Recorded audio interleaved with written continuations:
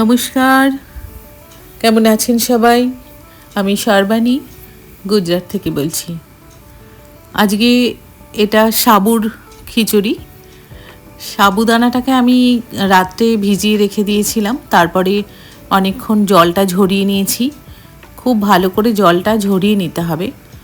সাবুটা তো fat free, calorie খুবই কম থাকে এবং খাওয়াও খুব ভালো। সাবুদানাটা এটা কোনো পুজোতেও আপনি ভগবানকে প্রসাদও চড়াতে পারেন, বা নিজেরাও কোনো উপোসের দিনেও খাওয়া যেতে পারে, সকালবেলা ব্রেকফাস্টেও খাওয়া যেতে পারে। এখানে আমি নিয়েছি কাঁচা লঙ্কা, কারি পাতা, ধনে পাতা আর বাদাম ভেজে নিয়েছিলাম, একটু আলু ভেজে নিয়েছি আলাদা করে। খুবই কম তেল লাগে, বেশি তেল দিলে কিন্তু তেল বেশি হয়ে যাবে। জিরে ফোড়নে দিয়েছি, তারপরে সাবুটাকে দিয়ে দেব, দিয়ে এগুলো ভেজে নেব। শুধু সাবুটাকে একটু ভিজিয়ে রাখতে হবে, সকালেও ভেজানো যায়, আর জলটাকে একটু ভালো করে ঝরিয়ে নিতে হবে।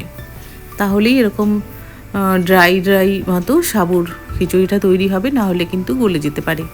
আর খুব বেশিক্ষণ ভাজতেও হয় না। এখানে কারি পাতা, কাঁচা লঙ্কা ফোড়ন দিয়েছিলাম, আর সাবুটা এই যে দিয়ে দিচ্ছি। খুব বেশিক্ষণ ভাজতে হবে না, তাহলে কিন্তু গলে যাবে। দিয়ে খানিকটা নাড়াচাড়া করে নিলেই তৈরি হয়ে যাবে সাবুদানার খিচুড়ি। এর ভেতরে একটু নুন দিয়ে দেবো, আর এই জিনিসগুলো সব দিয়ে দেবো। খেতে খুব ভালো লাগে, আপনারা বাড়িতে বানিয়ে খেতে পারেন, আর এমনি পুজোতেও দেয়া যেতে পারে, বা এখানে তো সবাই দেয়। আর তারপরে ধনেপাতা, কাঁচা লঙ্কা আবার একটু উপর থেকে দিয়ে দিলাম, দিয়ে একটু নেড়ে নিলেই তৈরি হয়ে গেল সাবুদানার খিচুড়ি। বানিয়ে দেখবেন, খেয়ে তারপরে বলবেন কেমন হয়েছে। নুন দিয়ে দিলাম, আর কিছু দিতে হবে না, খুব সামান্য তেল লাগে এটাতে, বেশি তেল দিতে নেই, তাহলে তেলটা বেশি হয়ে যাবে। যদি ভালো লাগে তাহলে ফলো করে নেবেন ফেসবুক পেজটা, আর ইউটিউবে নারী তুমি দশভুজা চ্যানেলটা সাবস্ক্রাইব করে দেবেন। এই যে তৈরি হয়ে গেল আমার সাবুদানার খিচুড়ি। এগুলো খাওয়া কিন্তু খুব ভালো, কোনো রকম অপকারিতা এর নেই। যে কোনো মানুষই খেতে পারেন, খেতে টেস্টি, একটু ঝাল ঝাল ভালো লাগে খেতে।